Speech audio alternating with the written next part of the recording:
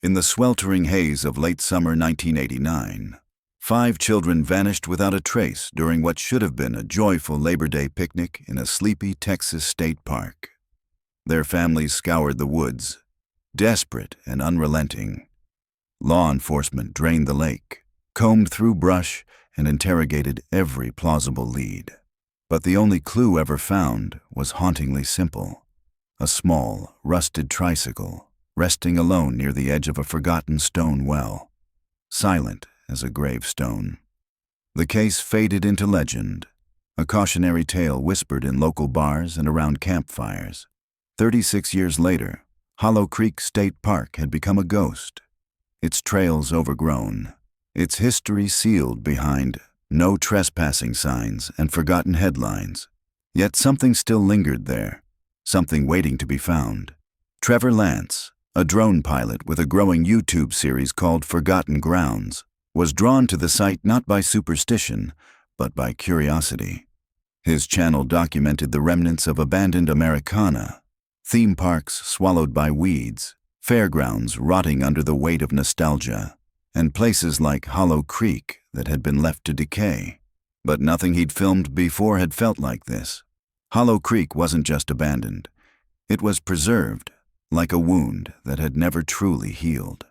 Perched on a moss-covered boulder near the old ranger station, Trevor adjusted his drone's camera, the mechanical whir of the rotors slicing through the thick summer air. Below him, the land lay barren and sun-scorched, dotted with rusting grills and shattered picnic benches. Time hadn't just passed here. It had taken root. He followed the drone's path across a dry gulch and into the heart of the forest, where leaning trees formed a ring around a clearing. At its center was a structure he recognized from the articles, what remained of the old well. Its concrete rim crumbled inward, and its opening gaped like the hollow eye of something ancient and buried. Trevor's heart beat faster. He brought the drone closer, curiosity drawing him in like a magnet to iron. The sun struck the well at a precise angle, slicing into the shadows. Trevor zoomed in. Something glinted. For a split second, he dismissed it as debris. But then the shape clarified.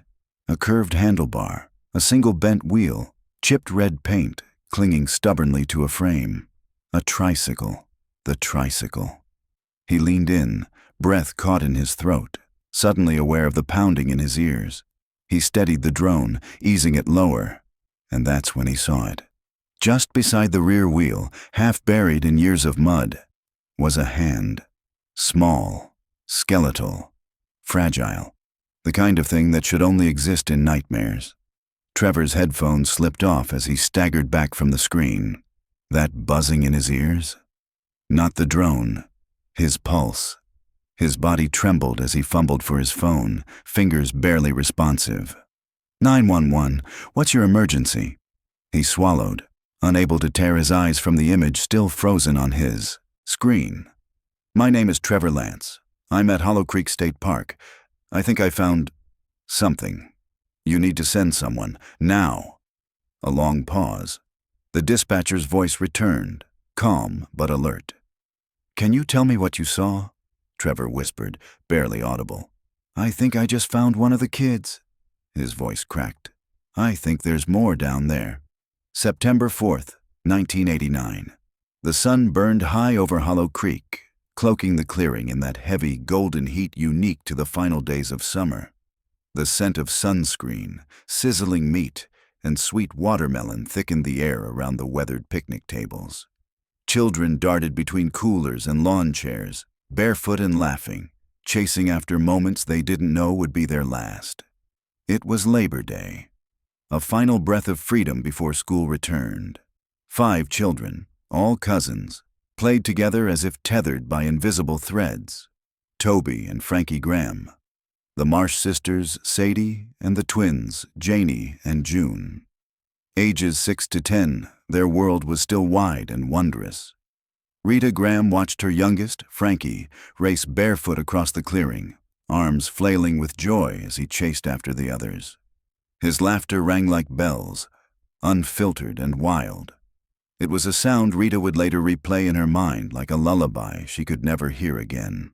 The kids had invented an obstacle course in the woods that morning, using broken branches and discarded coolers to time themselves with Sadie's pink digital watch. They vanished into the tree line like smoke, free, fearless, and full of the sort of joy adults forget how to feel. "Don't go too far," Rita called, wiping sweat from the back of her neck. The sun was merciless now, baking the ground beneath their feet. Teresa, her sister-in-law, chuckled softly as she sipped orange Shasta over melting ice. "Let them wear themselves out. School starts tomorrow. This is the last hurrah." The picnic had been well-intentioned, a shared afternoon between the Graham and Marsh families, 4 adults, 5 children, beneath the shade of towering oaks. Hollow Creek was chosen for its seclusion and simplicity, a place once full of memories. Now, in hindsight, eerily quiet. Budget cuts had left the park barely functional. Rangers came by twice a week at most. The end of the park where they'd set up was nearly abandoned. No eyes but their own. Rita glanced again toward the trees. Still nothing. Only the wind rustling the long grass and 2 blackbirds bickering in the branches. "You want me to check on them?" Doug, her husband, asked from the grill, his baseball cap low over his eyes and hands covered in hamburger meat. "Give it a minute," Rita said, voice calm but heart already unsettled. "They'll come back when they're hungry." But they didn't. Not when the burgers were ready. Not when Teresa opened the red cooler of dripping ice pops. Not even when Uncle Kenny honked the truck horn, the universal call that always sent the kids stampeding back with scraped knees and sticky hands. The woods stayed silent. At first, they reasoned. Maybe the kids had wandered farther, curious about the crumbling old well Sadie had asked about earlier. Maybe they were daring each other to reach the boarded-up ranger cabin down the path. Doug wiped his hands and stood, already tense. "I'll go walk the loop," he said. "They're probably poking frogs by the gulch again." He returned 20 minutes later, paler, quieter. His voice caught in his throat. "They're not out there. I checked everything, the trailhead, the stream, even the old fire ring." Rita's world shifted. Her pulse faltered. A chill danced down her spine despite the heat. They were gone, and nothing would ever be the same again. "Gone?" Teresa's voice cracked like dry wood under strain. Doug stood motionless, eyes clouded and distant. "Not a sound," he said softly, shaking his head. "I yelled their names for 10 straight minutes, not even a rustle." Teresa's styrofoam cup tumbled from her hand, splashing sticky soda across the grass. "That's not funny, Doug." He didn't blink. "I'm not joking." The illusion of a simple family picnic shattered in that moment. What had started as burgers and laughter now bled into panic and disbelief. Within an hour, they were no longer parents or uncles. They were search parties. They combed every path, tore through tangled brush, and crawled beneath picnic benches long overgrown with moss and thyme. Kenny circled the gravel perimeter road in his truck, his tires crunching over dirt and nerves. The only trace of the children was found at the old well. Sadie's pink digital watch, the one she'd used that morning to time their game. It lay cracked on a flat rock, its display flickering. 3:04 p.m. A time that would etch itself into their memories like a scar. By the time the sheriff's deputies from Emory arrived, dusk had already begun to fold its shadowed fingers around the trees. Flashlights scanned the underbrush. Dogs barked into silence, and helicopters painted the night sky with heat-seeking eyes. The well was checked, twice, but there was nothing. No footprints, no torn fabric, no cries for help echoing through the trees.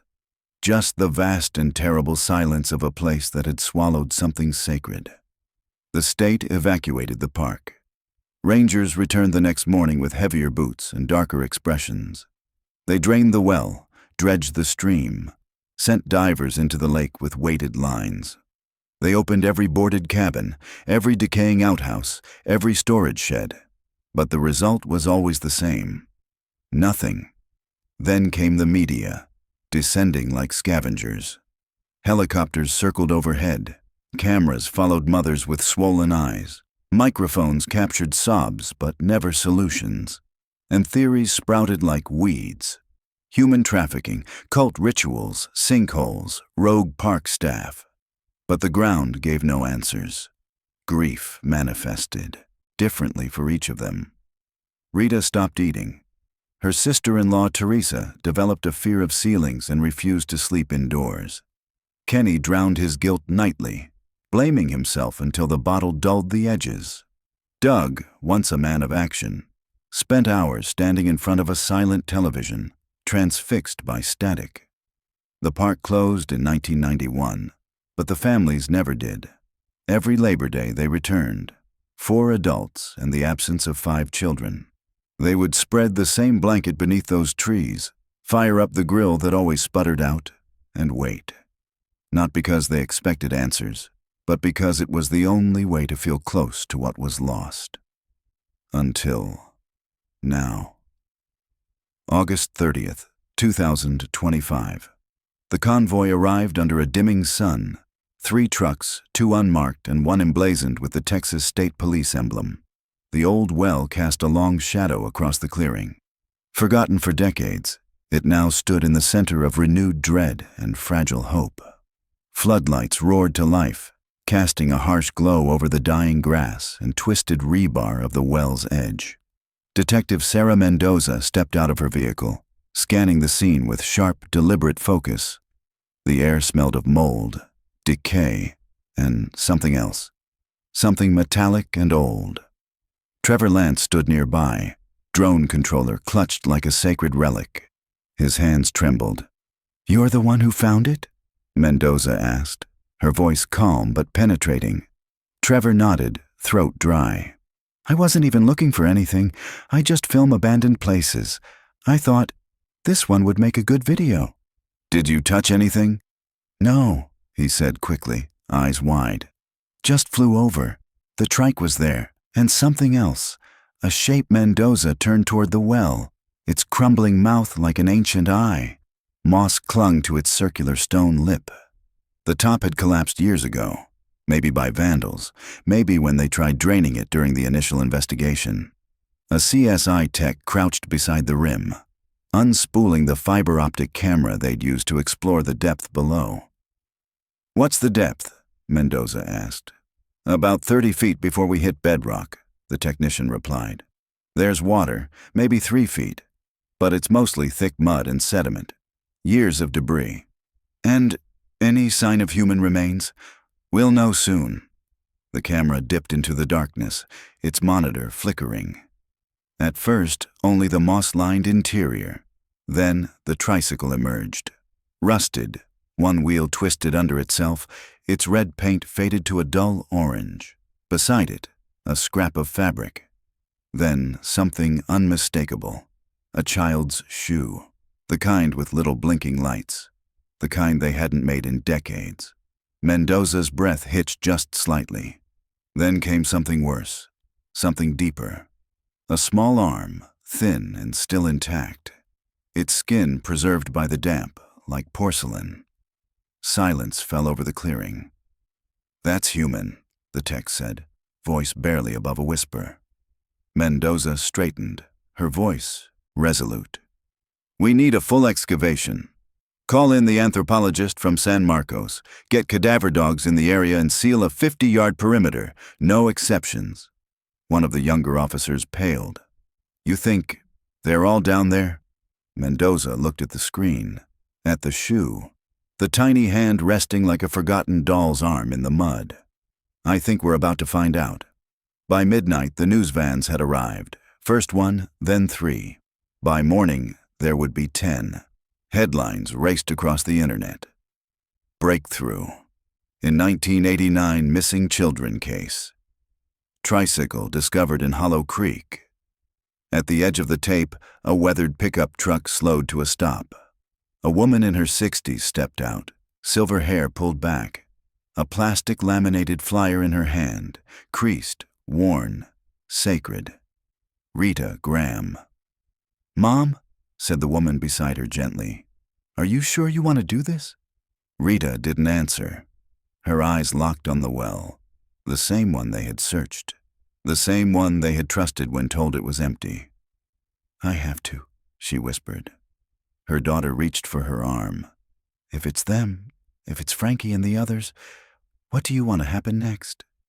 Rita's answer came with steel in her voice. "I want them home." Detective Mendoza stepped away from the forensic tent and approached her slowly.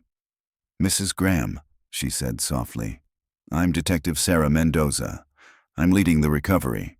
If you're able, I'd like to ask you a few questions." Rita nodded, but her gaze never moved from the mouth of the well. "They said it was empty, that they checked it." "They did," Mendoza replied, "but our tools were limited then. No excavation, no sonar mapping.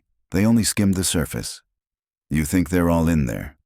"We won't know until we recover everything, but based on what we've seen, it's highly likely." Rita handed over the flyer. 5 young faces smiling through time. "He was 6, she said, voice barely a whisper. "Frankie still had his baby teeth, hated loud noises, loved peanut butter crackers." "You remember all that?" Mendoza asked, her voice tender. "You remember everything when you've lost something that deep." Mendoza took the flyer carefully. "I promise you, we're going to find answers. Real ones." Rita's eyes didn't waver. "Are you ready for them? Because once you dig up the truth, it doesn't stop." Mendoza didn't speak. She simply turned back to the excavation, where a pulley system now lowered the team into the earth, where decades of silence were finally ready to speak. Beneath their boots, under layers of rot and time and forgotten silence, waited the answers no one dared hope for, pieces of a puzzle sealed in mud for 36 years. But the looming question wasn't just who had buried them. It was who else knew, and for how long had that truth been quietly allowed to fester. August 31st, 2025. Hollow Creek State Park, Texas. At first light, the excavation resumed in the heavy hush of a morning that felt more like a vigil than an investigation. The well's bottom was thick with silt and sediment, each bucket drawn up carrying decades of silence, mud the color of rust, water laced with decay. Every wet haul sounded like the earth exhaling secrets it had held far too long. Every few minutes, work halted for cataloging, rusted bolts, animal bones, fragments of unknown things. But at 9:47 a.m., a voice cracked over the radio, strained with disbelief. "Detective Mendoza, we've got something else." She sprinted to the edge of the well, dodging wires and personnel, her heart thudding. 2 forensic techs stood at a folding table. One held a soft bristled brush in one trembling hand. Between them lay a battered metal lunchbox, faded but intact. Its surface decorated with cartoon dinosaurs, stegosauruses mid-roar, and orange T-Rexes battling beneath chipped enamel. Mendoza leaned in, a breath caught in her throat. "Jesus," she whispered. The lid opened with a reluctant click. Inside, miraculously preserved, a plastic sandwich box, a roll of grapefruit leather still sealed in its wrapper, and a name etched crudely into the underside. Toby G. A name. A fingerprint of a child who never came home. Beside the lunchbox was another item, small, almost easy to miss. A child's white sneaker, its rubber warped by water, seams unraveling. But still clinging to its lace was a charm shaped like a rainbow, the kind sold in vending machines during the late 80s. The inked name inside was nearly gone, but not quite. It was Sadie Marsh's. Mendoza inhaled deeply. These weren't lost objects. They were tokens, preserved, placed, hidden intentionally like offerings to keep the truth buried. Back in Emory, inside the hastily assembled task force room, a long corkboard bore the faces that haunted the town.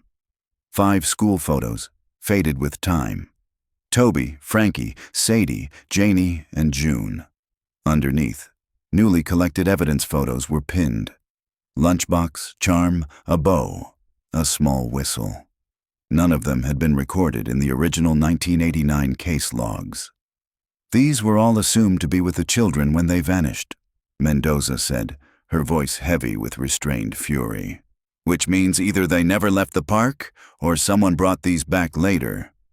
Sheriff Lear, weathered by a lifetime of unsolved cases, rubbed the bridge of his nose and leaned over the table. You think they were moved? Mendoza nodded. Possibly. There were early rumors. Hunters, teenagers, people sneaking into the park after hours. Maybe someone found them. Maybe something happened. And this was how they erased the evidence. Why the well? Lear asked, half to himself. She looked at the drone image of the tricycle again, mangled and half buried like a child's memory twisted by time. Because it's deep, remote, and in 1989, it wasn't watched. Whoever did this, they knew. The park. They knew the blind spots, and they knew the investigation would eventually stop. Outside the sheriff's office, the town buzzed with frenzy. Reporters shouted questions at passing officials. News anchors in Dallas called it the most significant cold case break in Texas history. But for the Graham and Marsh families, this wasn't history. It was yesterday. It was still now. In a modest motel on the edge of town, Teresa Marsh sat at a vanity, her hand slowly combing through thinning hair. Her daughter Karen perched quietly on the bed, watching the woman who had once been the emotional pillar of the family shrink into quiet tremors. I don't want to go back there, Teresa said, her voice splintered. You don't have to, Karen whispered gently. They'll bring the updates to us. Teresa's hand tightened on the sink. Back then, I told them the well wasn't checked right. Just a flashlight, that's all.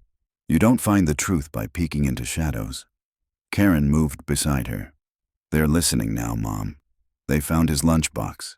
Janie's shoe. Teresa nodded, but her eyes didn't leave her reflection. I keep seeing them, she said, running toward those trees. Sadie looked back at me and smiled, like she was about to tell me a secret. Karen's voice was soft. Do you think someone was already out there, watching them? Teresa didn't answer, just stared deeper into the mirror, as if hoping to catch a different memory, a different ending. Back at the site, the excavation reached a new depth. At 2:15 p.m., a worker froze mid-motion, lifting something delicate from a new bucket. Mendoza was at his side in moments. What is it? Gloved hands revealed a small pouch, soaked and discolored. Inside, 5 Polaroids, sealed in plastic. 5 children stood in each, huddled in the woods, faces pale, eyes wide. Behind them, in the trees, a silhouette of a man, tall, faceless, holding something in his hands. In the final photo, the man pointed toward the lens, or at the children, or at whoever had taken the photo. Sadie's mouth was caught mid-scream, twisted with raw terror.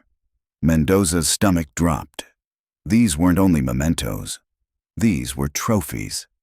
Get these to forensics. Fingerprints, DNA, everything. I want to know where these were taken and who took them.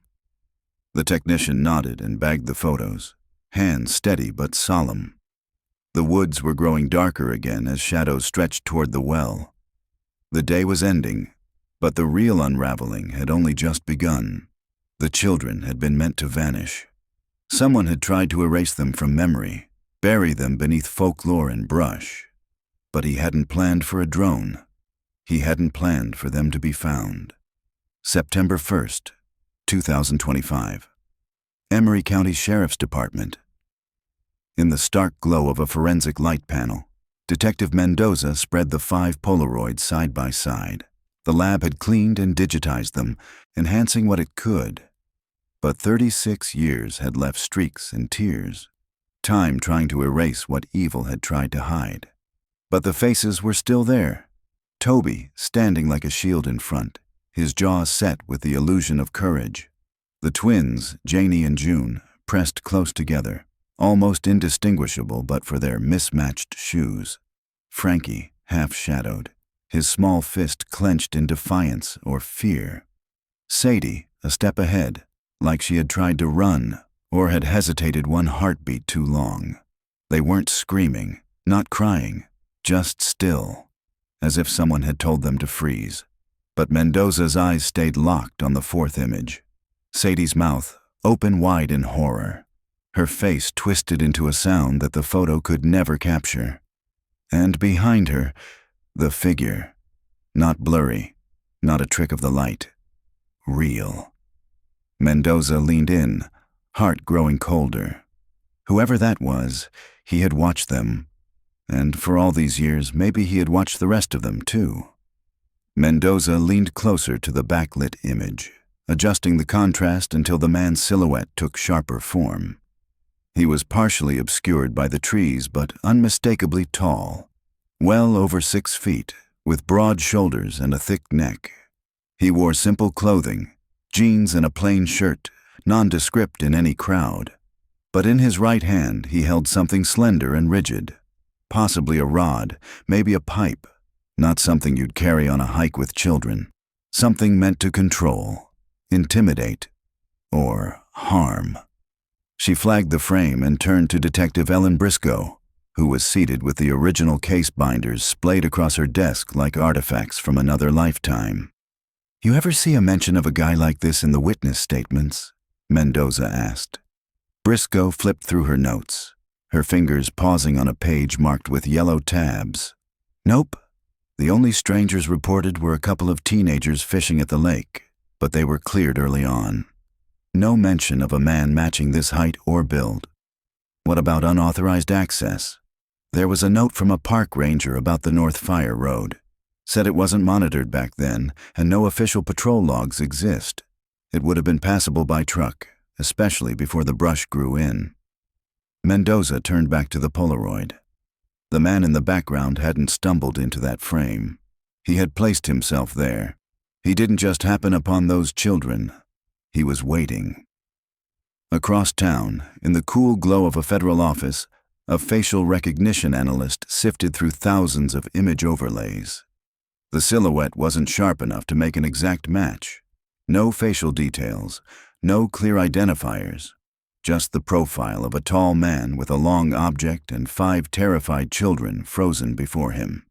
The computer flagged false positives, but nothing stuck.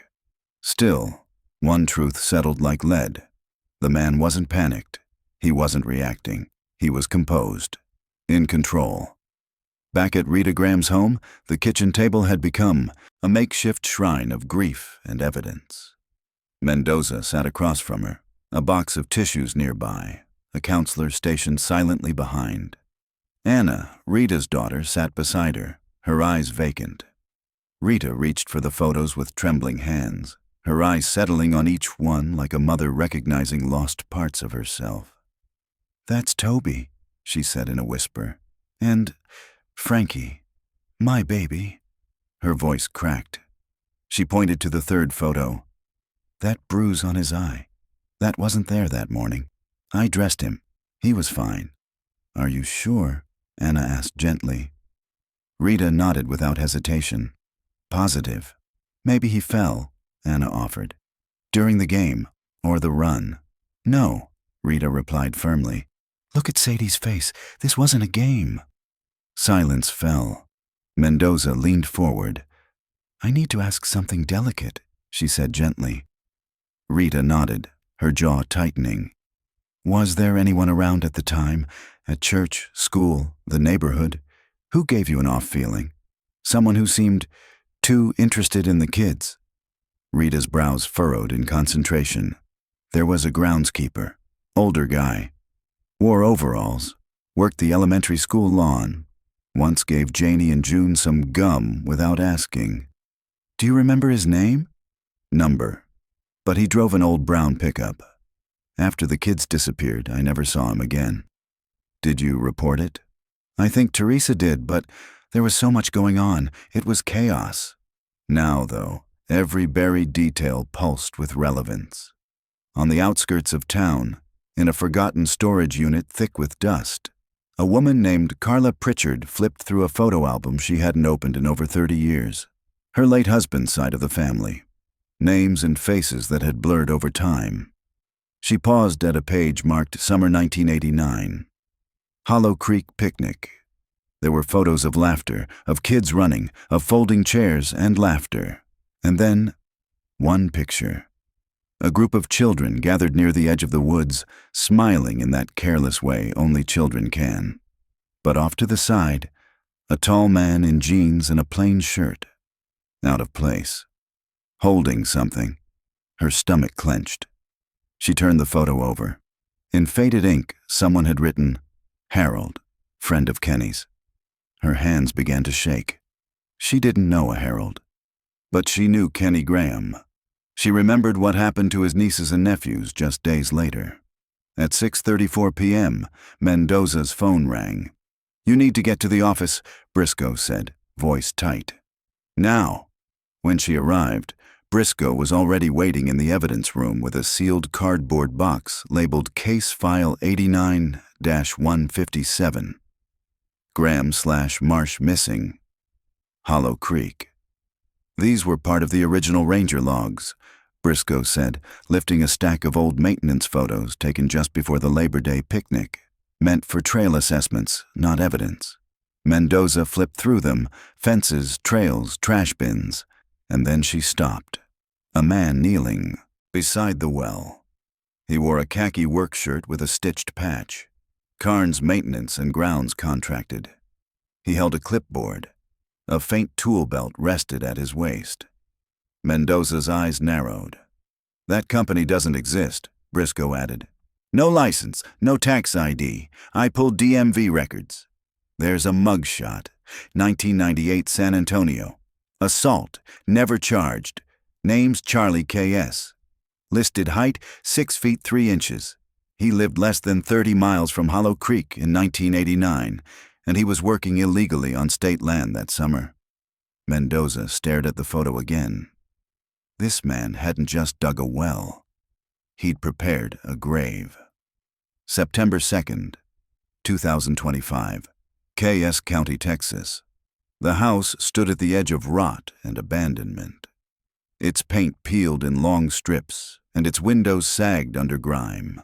A wind chime dangled motionless from a rusted porch beam. The mailbox still read Carn, though no one had lived officially under that name for over a decade. Mendoza approached the door, hand near her holster. Briscoe stood behind, ready. They knocked. Nothing. Then, movement. A curtain twitched. "Mr. K.S., Mendoza called. Texas State Police. We need to speak with you about Hollow Creek." The doorknob turned. The door creaked open. He was older now, his body sagging under the weight of years and choices. But he was still large, his frame wide, hands thick. His clothes hung loose. His eyes, though pale and dry, held something unsettling, resignation. "I told you people everything back in '89, he muttered. "And again, when the feds came around." "You were never in the files," Mendoza replied. "Because you gave a false name." Briscoe held up a photo. "This is you. At the well, 2 days before the kids went missing, wearing a patch from a fake company." K.S. didn't glance at it. "I remember that job. I was filling it in." "You expect us to believe that?" Briscoe snapped. "I don't expect anything," he said calmly. Mendoza stepped forward. "We've recovered items from the well. A tricycle, shoes, lunchboxes, 5 Polaroids, your shadow in the background." Still no reaction. "Do you want to explain how they got there?" He leaned against the door frame, gazing into the overgrown yard. "That park was wrong long before I got there," he said. "You ever stand somewhere that feels off? Where the air's too still? Where the ground feels like it's remembering something?" "I'm not interested in ghost stories," Mendoza said sharply. 5 children are dead. Their remains rotted under 30 feet of stone for 36 years. "I didn't kill them," K.S. said. "Then who did?" He looked at her, truly looked, for the first time. "Whoever was there before me." In the interrogation room, K.S. repeated his eerie refrain. "I didn't dig the well, I finished it." He claimed a man hired him, paid in cash, wore a ranger's badge that didn't shine right, asked him to clear brush, deepen an old pit. No questions, just labor. "Why fake the company?" Mendoza asked. I had warrants, he said. I couldn't work legit. Mendoza slid the Polaroid across the table, the one with Sadie, frozen mid-scream. He didn't touch it, didn't look away either, because he didn't need to. He had already seen it once before. KS stared at the photo for a long, heavy silence before finally speaking. I saw her once, he murmured, voice distant. Day before the picnic. She was by the gulch, just standing there, watching me. Mendoza leaned forward. And you didn't say anything? I did, he said. I waved. She turned and ran. He sank back, his voice thickening with something between guilt and fear. After I finished the job, the man never came back. Told me to leave the equipment by the shed and go. So I did. And a week later, Mendoza pressed. 5 kids disappeared. I didn't make the connection, KS said. Not until the news hit. By then I was halfway to Louisiana. Convenient, Briscoe muttered. I didn't hurt them, KS repeated, low and firm. But I helped dig the place where someone put them. That evening, the well surrendered more secrets. 3 additional items were pulled from the mud. A hair ribbon, still knotted. A pair of cheap plastic binoculars with cracked lenses. And a blood-stained child's hoodie. The fabric thinned by time but unmistakable. Rita Graham identified it on sight. Toby's, she whispered, her hand rising slowly to her mouth. He ripped the shoulder climbing a tree. I stitched it myself. DNA confirmed it. The blood was his. The following morning, the excavation reached its most devastating point yet. Beneath the muck, the first full skeleton emerged. Small bones, fragile and folded like a child trying to make herself disappear. A narrow jawbone, tiny hips. Age estimate, 6 to 8. Dental records later confirmed what Rita had feared. Sadie Marsh. She was the first to be recovered, but not the last. That night, Mendoza sat alone in her dimly lit apartment, the makeshift caseboard glowing from her kitchen like a beacon of obsession. 5 school portraits stared back at her, no longer just evidence. Now, ghosts she'd let into her mind. She flipped through her notes again. Something wasn't adding up. KS claimed he'd been hired after the digging had already started, that the man who hired him wore a ranger badge, but wasn't a ranger. If that was true, then who started the well? She retrieved the park's 1989 staffing records. Her eyes caught a name that hadn't appeared in any of the original interviews. Calvin Durrell, part-time assistant ranger, discharged from the military, 2 years on parole for assault, employed by the state between 1985 and 1990. Residence listed as Park Housing Unit, 3A. Mendoza picked up the phone. I want everything on Calvin Durrell, personnel files, neighbors, last known address. I want to know if he's breathing and what kind of car he used to drive, because KS might have dug that hole. But she now believed Durrell built it, and if he was still alive, he might be the last person who knew the full truth. September 3rd, 2025. Hollow Creek, Texas. The housing unit, once known as 3A, was more ruin than residence. Brick walls sagged, roof half collapsed. Nature had taken it back. Ivy choked the porch rails, grass stabbed up through the boards like spears, but the mailbox still bore his name. Durrell. Mendoza and Briscoe entered through what used to be the front door, now reduced to a hanging screen and the memory of paint. The air smelled of mildew and old secrets, something sweet and wrong, like spilled antifreeze or an animal buried in the walls. The flashlight beam danced across collapsed furniture and yellowed wildlife posters still tacked to the walls. This place was a tomb before it ever held a body, Briscoe muttered. Mendoza's gaze was fixed. He left in 1990 on paper, she said, but that doesn't mean he actually left. In the back room, once a bedroom, they found it. A hoarder's bunker built on obsession. Rags, jugs, boxes labeled in neat printed handwriting. One box was filled with expired Polaroid film, another, children's clothes, tiny jackets, unmatched shoes, a windbreaker with a rocket cartoon stitched on the back. Briscoe's breath caught. Jesus. Mendoza moved to a long, shallow trunk. She opened it carefully. Inside were dozens of photographs, Polaroids, many degraded, colors faded, edges curled, but some were alarmingly clear. Children, not just the 5 from Hollow Creek, but others, boys and girls. Some smiling, some not. Near the bottom of the pile, she found the one that stopped her breath. The well, still sealed with fresh concrete. A folding chair sat beside it. A man sat smiling, a shovel balanced across his lap like a grim trophy. The date scrawled on the back, September 7th, 1989. Done.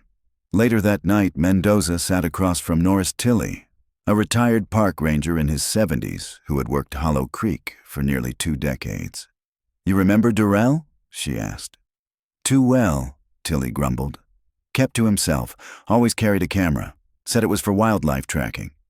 "Did he ever submit those photos?" "Never. I tried reporting it once, but nobody cared unless it cost money or caused injuries.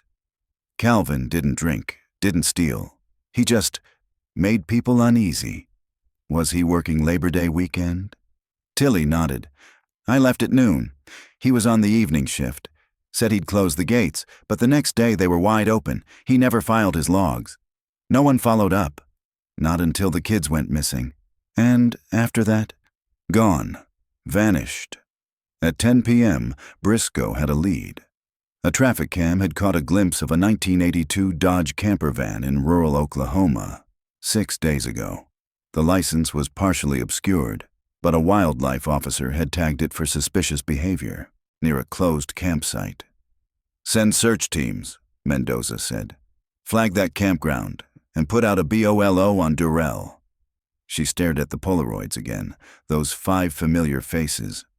In one, Sadie's mouth open in a silent scream. Behind her, a man smiling. Not a ghost, a hunter.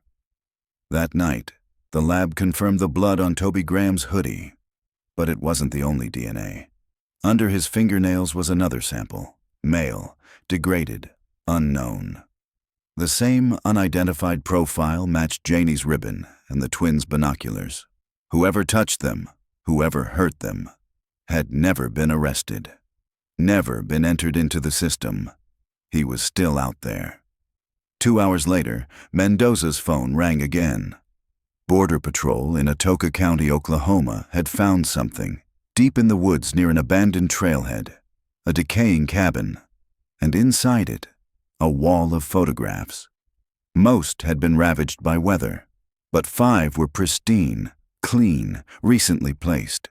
Each image protected in plastic sleeves beneath cracked glass. Toby, Frankie, Janie, June, Sadie, eyes blacked out in ink. Beneath the images, scrawled in charcoal, they stayed quiet. September 4th, 2025. Atoka County, Oklahoma. The trail was barely a memory now, swallowed by brush and thorns.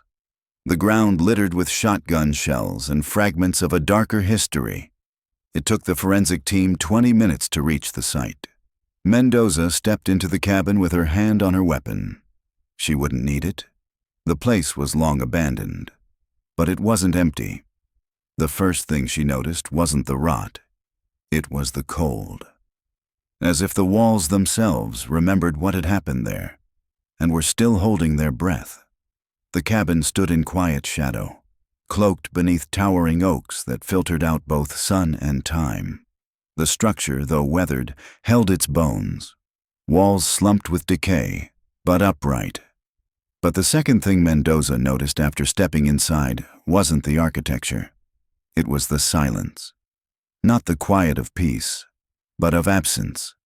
No birds, no bugs. Just wind threading through splintered wood and open windows like breath from something ancient. A thin mattress, almost child-sized, had been arranged neatly against one wall. In the corner, rusted food cans were stacked in methodical rows, some still sealed. And in the center of the cabin, beneath a small ceiling vent, lay a circle of blackened ash. Dozens, maybe hundreds of fires had been set there. Burnt paper, bone fragments, metal buttons. And then, on the far wall, fixed with broken glass and crooked nails, were the photos. 5 children, frozen in time. Their faces, even through the fading of decades, still unmistakable. Janie's sweet, trusting smile. Frankie's wide-eyed uncertainty. Toby with his scraped knee from the last week of summer. June and Sadie, standing side by side, their hands nearly touching. But what chilled Mendoza most wasn't their expressions. It was their eyes. Each one had been blacked out. Not lightly, not symbolically, but obliterated with thick, angry strokes of permanent marker. And beneath them, scratched directly onto the wood-paneled wall, were 4 words repeated again and again. They stayed quiet. Once, twice, dozens of times. Some so faint they resembled whispered secrets, others so violent the charcoal had splintered the wall beneath. Briscoe spoke from the window, her voice low. He lived here. Mendoza didn't answer. She was frozen, absorbing it all. The timeline, the madness, the routine. They found handmade clothes, stitched with clumsy hands. Rope. A box of unused film cartridges, and under the warped floorboards, something far worse. A torn park ranger badge, a state-issued patch, a revolver wrapped inside a child's sweater. 1 bullet missing. Later that afternoon, handwriting analysis confirmed a chilling detail. The phrases on the wall had been written by 2 people, 1 adult, 1 child. Mendoza stared at the board back at Emery County and circled the possibility that sent ice into her spine. What if one of them survived, at least for a while? Briscoe leaned closer. You think he kept one? Not just that. I think someone wrote on that wall. Someone waited, someone remembered. But which one? We don't know yet. But that cabin, it wasn't a grave. It was a cage. That night, the 3rd set of remains were recovered from the well. June Marsh. Still wearing her pink plastic bracelet, the one she never let her mother take off. Autopsy revealed no blunt trauma, no sign of injury. But inside her mouth, dirt. Beneath her fingernails, splinters of cedar. The walls of the well had claw marks. She fought, Mendoza whispered. But not against a person, Briscoe added. She fought her way out. She was buried alive. Or worse, sealed inside, left breathing. The next morning, a digital archivist with the Texas Historical Society sent a drone photo from October 1989. Blurred, distorted, but clear enough to show tire tracks, leading directly to the old well weeks after the search had ended. No ranger vehicles had been logged that day, but the treads matched a 1982 Dodge camper van. Durrell's. He came back, Mendoza murmured. No, Briscoe said grimly. He finished. That night, Mendoza gathered the families inside the Emery County courthouse. The walls were yellow with age. Fluorescent lights buzzed overhead. No one spoke, until Mendoza showed the photos. The cabin, the wall, the names, the faces. And finally, Rita Graham asked the question everyone was afraid to voice. How many more? Mendoza's voice wavered for the first time. We don't know, but we will. September 5th, 2025. Emery County, Mendoza hovered over the light table, gloves on, magnifying glass poised. The 22 new photographs had been salvaged from the tin box beneath Durrell's cabin floorboards. Some warped, others melted at the edges, but many still visible. 5 were known: Toby, Janie, Frankie, June, Sadie. The others were strangers, younger, older, some in swimsuits, some in coats, some standing in snow, others beneath trees draped in late summer gold. The most chilling detail? They were posed. Each stood in a clearing, hands limp at their sides, faces blank. Controlled, conditioned. Only a handful had writing on the back. Jason, June 1986. Maddie, 1982, Wouldn't Stop Crying, Tyrell, 1985. Loud but clever Caitlin. 1984. Buried too shallow Mendoza choked down bile. These kids aren't all from Texas, Briscoe said, flipping through regional databases. Louisiana, Arkansas, Oklahoma, possibly even New Mexico. So far, 6 tentative matches. Physical features, timelines, but DNA will take weeks. If it still exists at all, Mendoza whispered. She picked up a photo of a boy in a Boy Scout shirt. Missing teeth, hands scraped. The back read, Ryan, fought hard. This isn't a cold case anymore, Briscoe said. It's serial. 2 hours later, forensics called. The revolver from the cabin.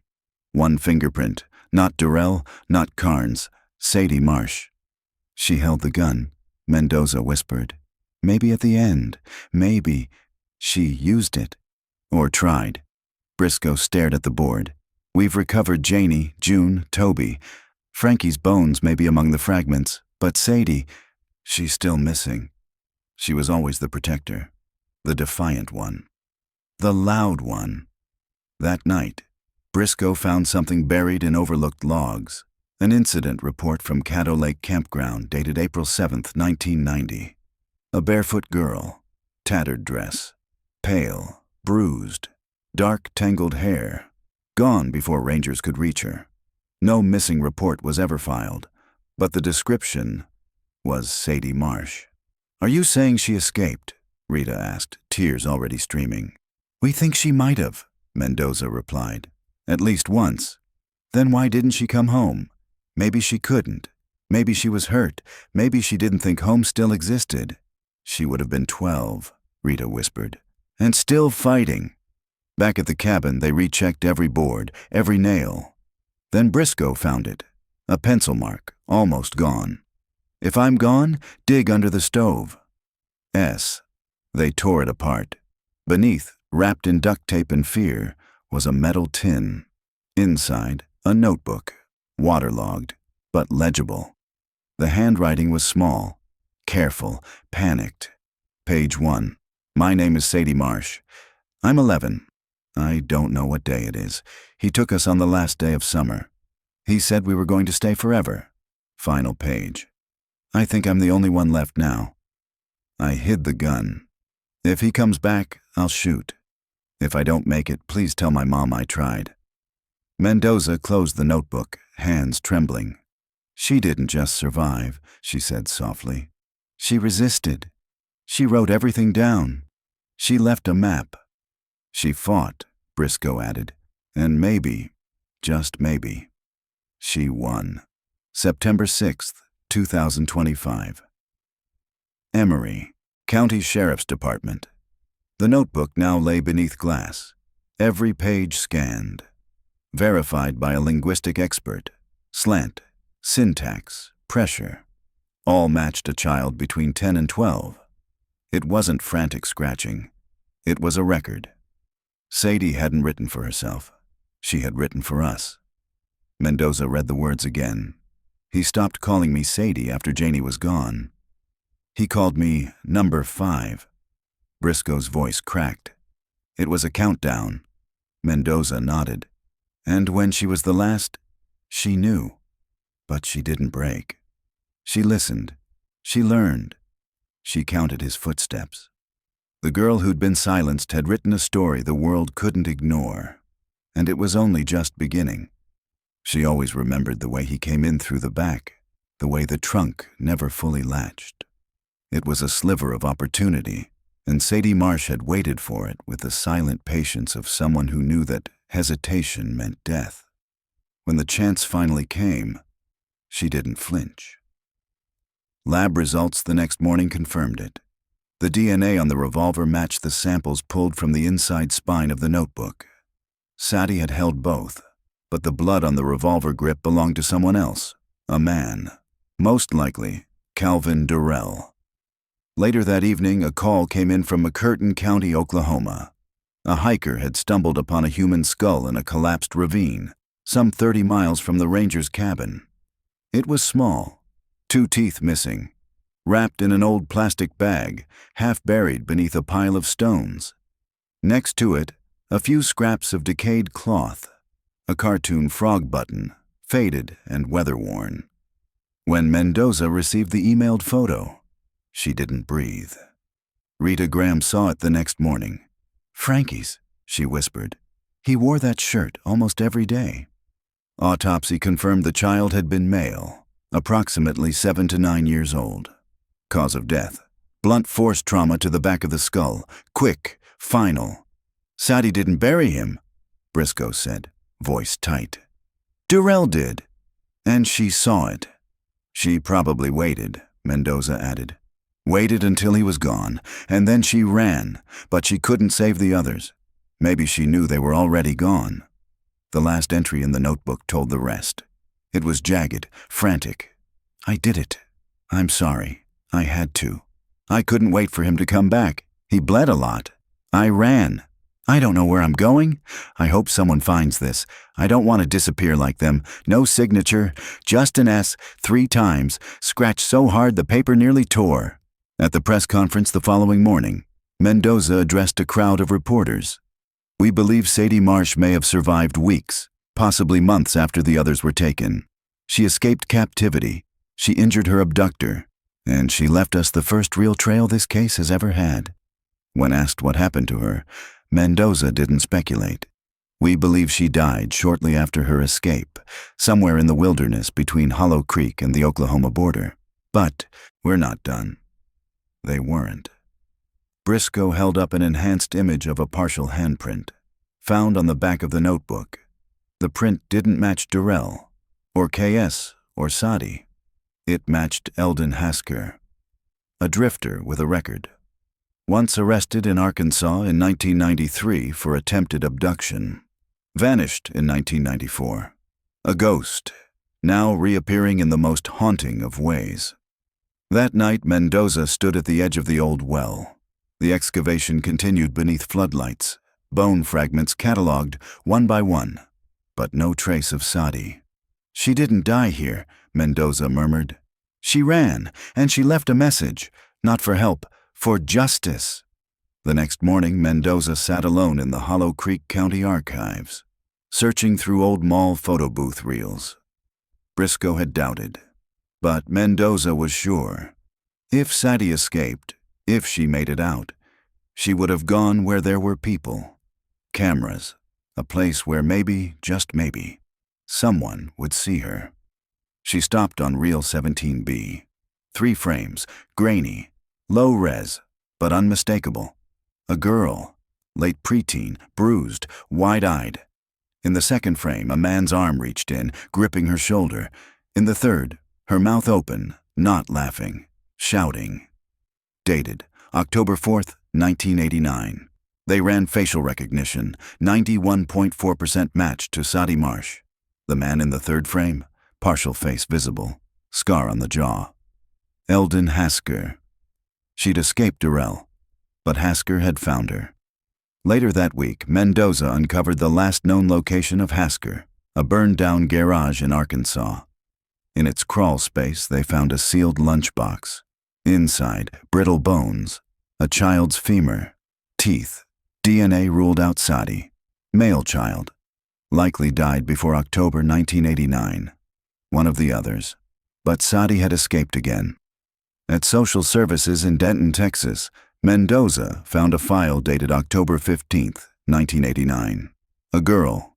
Name: April. Found wandering, nonverbal, refused mirrors. Always writing 2 words. June and Sadie.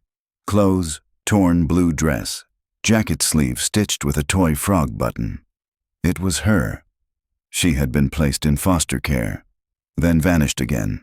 But not before leaving one last note, kept for decades in a lunch tin by a kind old caretaker. "If I disappear again, don't forget what happened. Don't let him find the others." I wrote it all down. Please give this to someone who believes me. DNA confirmed it. April was Sadie.